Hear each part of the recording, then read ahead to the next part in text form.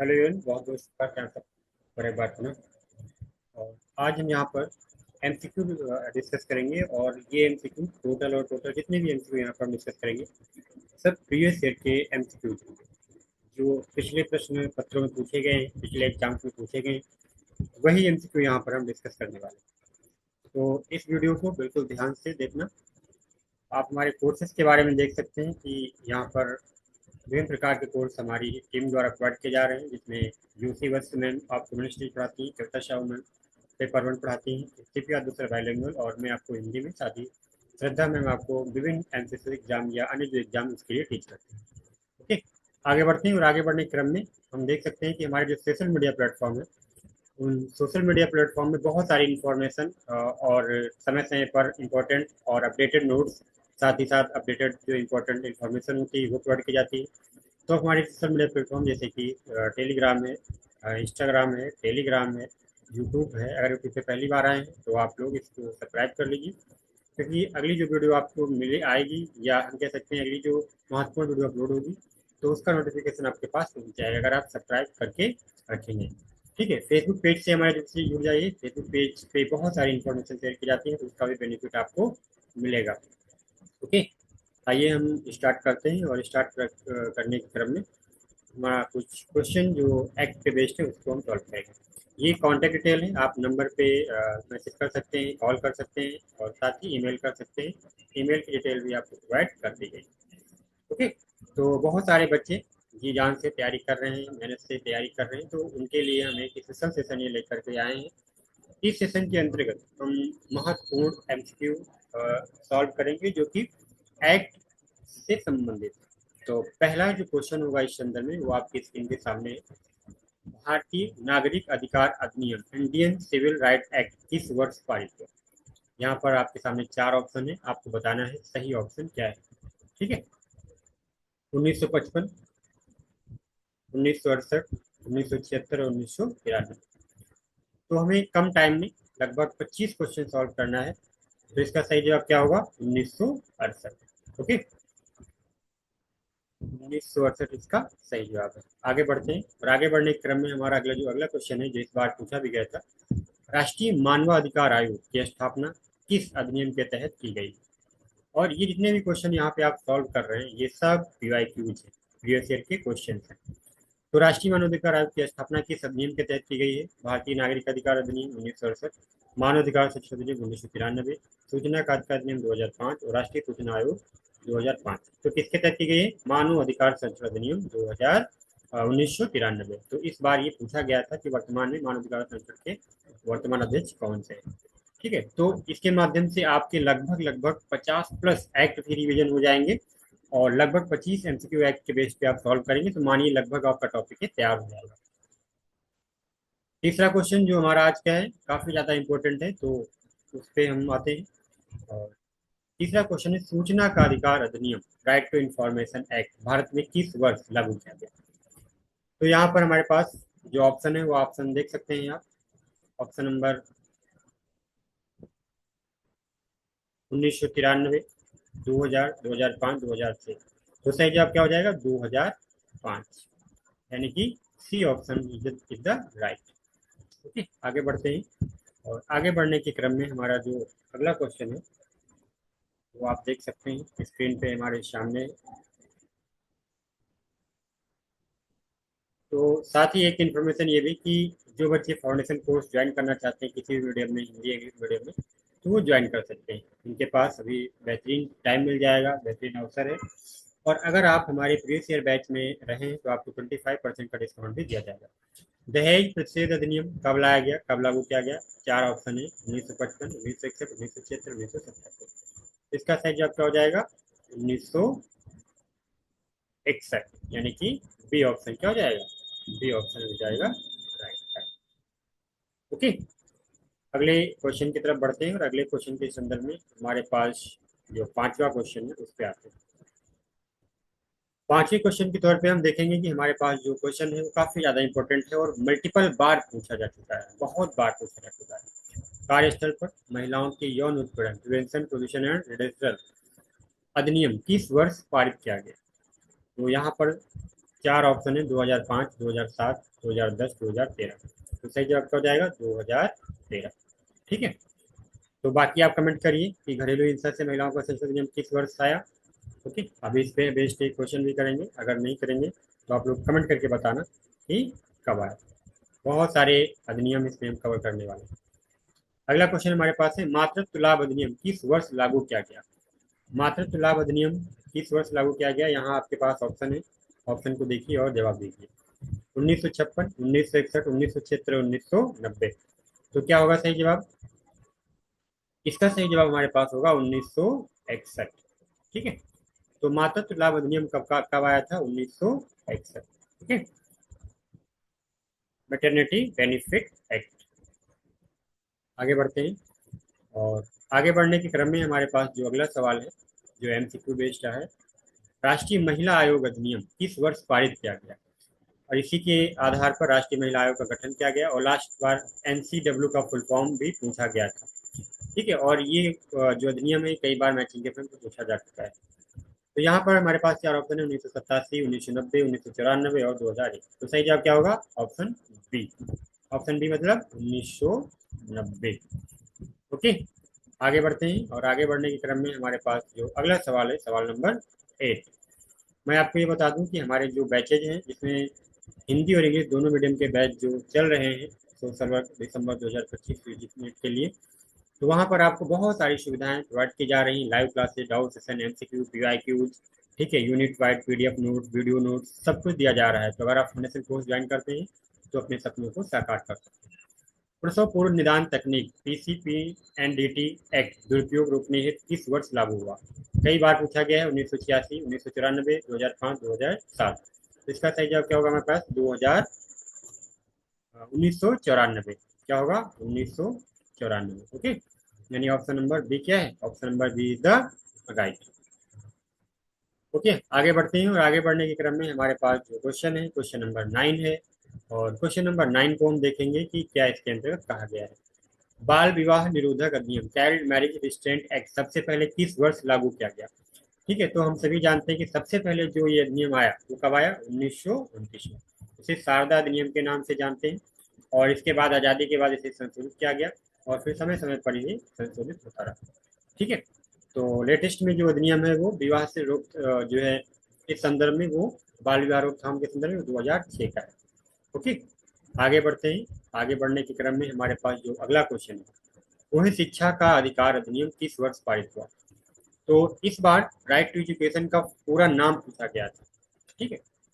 और ये 1 अप्रैल 2010 को लागू हुआ है। 1 अप्रैल 2010। ठीक है। तो हमारे पास सही जवाब क्या हो जाए? किस वर्ष पारित हुआ? 2009 में पारित हुआ, और 2000 में लागू किया गया। शिक्षा से संबंधित हमारा जो मूल अधिकार है वो अनुच्छेद 21A के अंतर्गत है। इसके अंतर्गत है 21A के अंतर्गत। आप लोग कमेंट करके बताइएगा कि अनुच्छेद 45 यानी 45 में क्या है। ओके, आगे बढ़ते हैं। आगे बढ़ने के क्रम में हमारे पास जो अगला सवाल है, उस अगले सवाल में जो सवाल नंबर 11 है, यौन अपराधों से बच्चों का संरक्षण अधिनियम पॉक्सो एक्ट किस वर्ष लागू किया गया? और हमारे पास फिर से अगेन चार ऑप्शन है, और ऑप्शन जो चार ऑप्शन है आप देख सकते हैं, 2005, 2009, 2012 और 2015। तो इसका जो सही जवाब होगा क्या होगा? 2012। पॉक्सो एक्ट कब आया? 2012। ओके, आगे बढ़ते हैं। आगे बढ़ने के क्रम में हमारे पास जो अगला सवाल है, सवाल नंबर 12। सवाल नंबर 12 के माध्यम से हम एक और पीवाईक्यू एक्ट देखेंगे, यानी कि प्रीवियस ईयर क्वेश्चन देखेंगे, जो कि एक्ट से जुड़ा हुआ है। और ये अभी हमने डिस्कस किया कि अनुच्छेद 21 के तहत 6 से 14 वर्ष तक के बच्चों को किस प्रकार की शिक्षा दी जाएगी। तो चार ऑप्शन है यहाँ पर। सशुल्क शिक्षा दी जाएगी, यानी कि शिक्षा जो दी जाएगी उसकी फीस ली जाएगी। दूसरा ऑप्शन है निःशुल्क और अनिवार्य शिक्षा दी जाएगी, व्यवसायिक शिक्षा दी जाएगी, और तकनीकी शिक्षा दी जाएगी। तो इसके अंतर्गत राइट टू एजुकेशन के अंतर्गत हम जो एजुकेशन देते हैं आर्टिकल 51A के तहत, वो कैसी होती? वो निःशुल्क और अनिवार्य शिक्षा होती है। ठीक है। तो आई होप ये सवाल एग्जाम में लास्ट बार भी पूछा गया था, तो पूछे जाने की पूरी संभावना है, और पहले भी पूछा जा चुका है। तो इस प्रकार के क्वेश्चन को आप अच्छे से करके जाना। ओके, आगे बढ़ते हैं। और आगे बढ़ने के क्रम में हमारे पास जो अगला सवाल है, सवाल नंबर 13। किशोर न्याय अधिनियम का नवीनतम संशोधित रूप किस वर्ष पारित हुआ? तो यहाँ पर चार ऑप्शन है और 2000, 2006, 2012, 2015। तो इस ऑप्शन के अनुसार अगर हम बात करें तो हमारे पास जो सही जवाब होगा वो ऑप्शन नंबर 4 होगा, यानी कि 2015। 2015 के बाद भी ये 2020-21 में भी अपडेट हुआ है। ठीक है, तो आपको ध्यान रखना है कि ऑप्शन किस प्रकार के हैं। ओके, आगे बढ़ते हैं। आगे बढ़ने के क्रम में हमारे पास जो अगला जवाब है यानी कि सवाल है एक्ट के आधार पर, एक्ट के बेस पे, वो है न्यूनतम वेतन अधिनियम किस वर्ष लागू हुआ? ठीक है, ये यूनिट 9 से जुड़ा हुआ सवाल है। न्यूनतम वेतन अधिनियम किस वर्ष लागू हुआ? चार ऑप्शन है, 1936, 1947, 1948, 1952। तो सही जवाब क्या होगा? सही जवाब हो जाएगा 1948। ओके, 1948।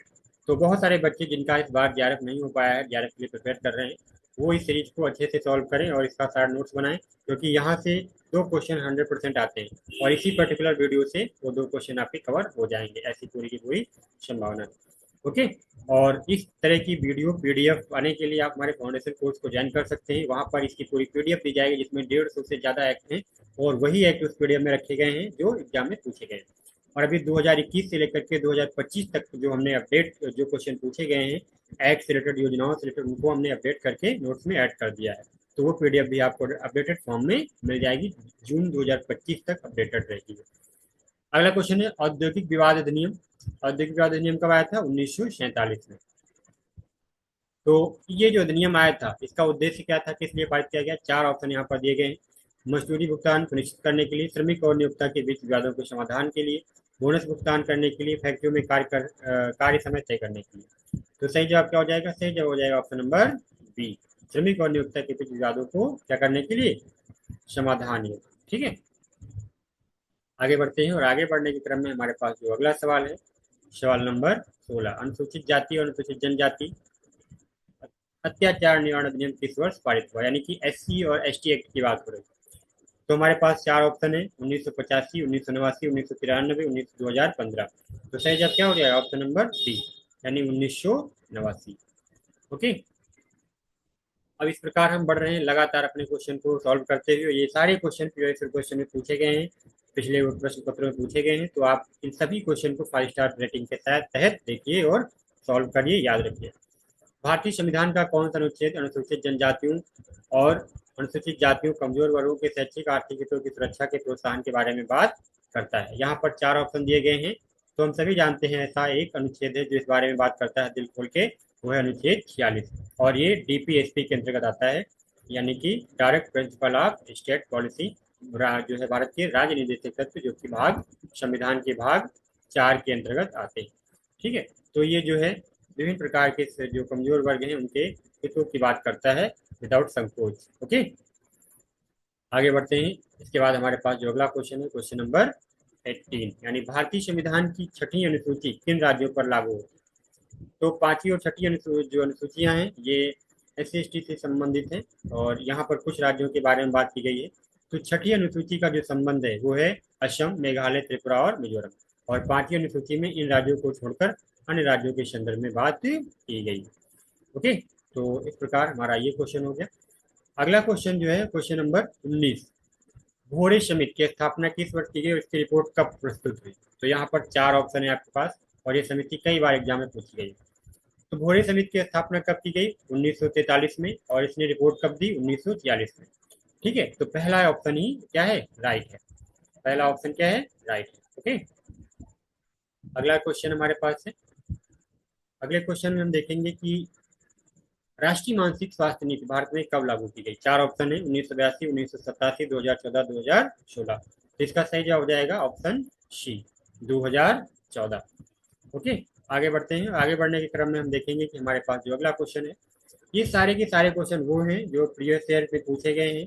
पिछले प्रश्न पत्रों को आप सॉल्व कर रहे होंगे तो ये सब आपको मिल रहे होंगे। इस तरह की पीडीएफ पाने के लिए आप हमारे फाउंडेशन बैच को किसी भी माध्यम में, हिंदी या इंग्लिश माध्यम में ज्वाइन कर सकते हैं। फीस बहुत ही कम है, अगर आप हमारे प्रीवियस बैच में रहे हैं तो 25% डिस्काउंट है, अदरवाइज 3499 में फीस है। पर्यावरण संरक्षण अधिनियम भारत में किस वर्ष पारित हुआ? तो पर्यावरण संरक्षण अधिनियम हम सभी जानते हैं कब पारित हुआ? 1986 में। ठीक है, तो सही जवाब क्या हो जाएगा? 1986। आगे बढ़ते हैं और आगे बढ़ने के क्रम में हमारे पास जो अगला सवाल है रियो शिखर सम्मेलन का मुख्य विषय क्या था? तो इसका मुख्य विषय था सतत विकास। ठीक है, तो ये भी हमने कई बार क्लास में करवाया है, तो इस चीज को भी आप ध्यान रखना। अगला जो हमारा महत्वपूर्ण क्वेश्चन है वो इस प्रकार है कि प्रोजेक्ट टाइगर किस वर्ष शुरू किया गया? तो प्रोजेक्ट टाइगर यहाँ पर हम देख सकते हैं 1973 में शुरू किया गया। ठीक है, प्रोजेक्ट टाइगर कब शुरू किया गया? 1973 में। और वन्य जीव संरक्षण अधिनियम 1972 में आया। ठीक है, और पर्यावरण दिवस कब मनाया जाता है आप कमेंट करके बताना। नारी शक्ति वंदन अधिनियम 2023 किससे संबंधित है? यहाँ पर चार ऑप्शन है। महिलाओं की शिक्षा का अधिकार, संसद एवं विधानसभा में महिलाओं का आरक्षण, कार्यस्थल पर महिलाओं की सुरक्षा और महिलाओं का आर्थिक सशक्तिकरण। तो ऑप्शन बी इज राइट। संसद एवं विधानसभा में महिलाओं के आरक्षण से जो है ये जुड़ा हुआ है। क्या जुड़ा हुआ है? हमारे पास जो नारी शक्ति वंदन अधिनियम 2023 है। ओके, यहाँ से भी प्रश्न लगातार बनने की संभावना बनी हुई है। अगला क्वेश्चन है क्वेश्चन नंबर 25। राष्ट्रीय खाद्य सुरक्षा अधिनियम भारत में कब लागू हुआ? तो यहाँ पर तीन ऑप्शन है, चार ऑप्शन है, 2005, 2010, 2013, 2019। तो सही जवाब क्या हो जाएगा? 2013। ठीक है, 2013 ऑप्शन नंबर सी। ठीक है, तो कैसी लगी वीडियो कमेंट के माध्यम से जरूर बताइए, क्योंकि 25 क्वेश्चन हमें कम समय कवर करने थे, इस वजह से वीडियो को हमने थोड़ा डिटेल्स नहीं, इसमें एक्सप्लेनेशन को ऐड नहीं किया है। और हमारे पीडीएफ कोर्स को, इस तरह के पीडीएफ कोर्स पाने के लिए हमारे कोर्स को ज्वाइन कर सकते हैं। किसी प्रकार जानकारी के लिए आप कमेंट कर सकते हैं, मैसेज कर सकते हैं, कॉल कर सकते हैं। Okay, thank you so much watching the video.